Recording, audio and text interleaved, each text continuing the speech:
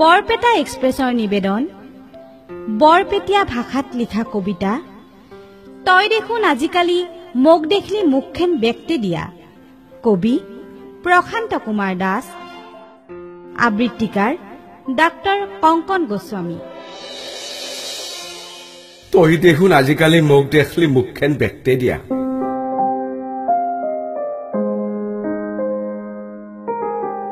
বাপ্পাও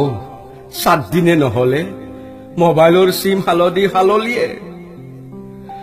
তোৰ কথা ভাবলে অন্তৰখন দহি যায় মাছত 2 পিঠি পুৰে মোৰ দেখোন 4 পিঠি পুৰবা ধৰছে মোক দেখলি তই মুখখন ব্যক্তি দিয়া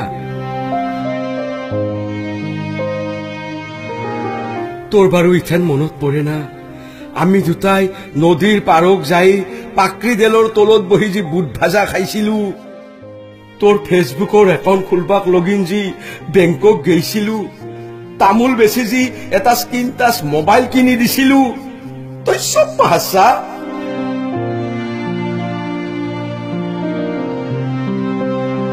গুৱাহাটী চলি পাইছাতো সেইখনটি তই মোক দেখলি মুখখন পেকতে দিয়া মোৰ আজিকালি তোক দেখলি বুকখন হম হমকে যায় পাপ্পাও কি দিন পল্লাকে মোর পয়সা দি দিয়া মোবাইলে দি মোকে 5 লাখ মারলি তোক মই বৰ ভাল পাইছলু কাইকলি চেপা তই খহি গহি ধুব দিয়াৰ বাবে খৰিতা মাৰি সাল বাকাল এইৰে ধুইছিলু গাতুৰ গন অলব বুলি তথাপি তই মোক নুবুজলি মোক দেখলি তই মুখখন বেকতে দিয়া তইয়ে দুহুন কৈছিলিয়ে সেন্দেল পিনবি বাতা তেল ঘইবি তাতা ভাল পাবি এটা কিন্তু তইয়ে দেখুন উল্টা মারলিয়ে মোক দেখলি মুখখন বেকতে দিয়া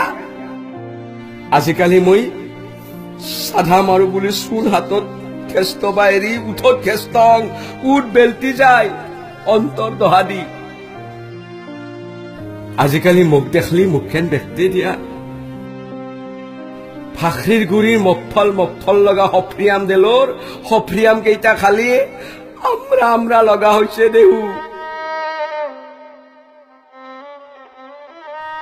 কাঠি মুসা লেসা কেনে দি মূৰত ভৰণ দিলিও মূৰটো ঠাণ্ডা নহয়ে তথাপি তই মোক মুখখন বেকতে দিয়া তই বাৰু মোক এৰি গুৱাহাটীৰ চলিক ধৰলি কিয় বাইক আছে শুনটি তই যদি ঘূৰি আহা ময়ো কিনিম এখন ৰাঙা পালচাৰ বাইক ৰছী লাগে মৰিম বুলি পিতাক ধমকি দি হলিও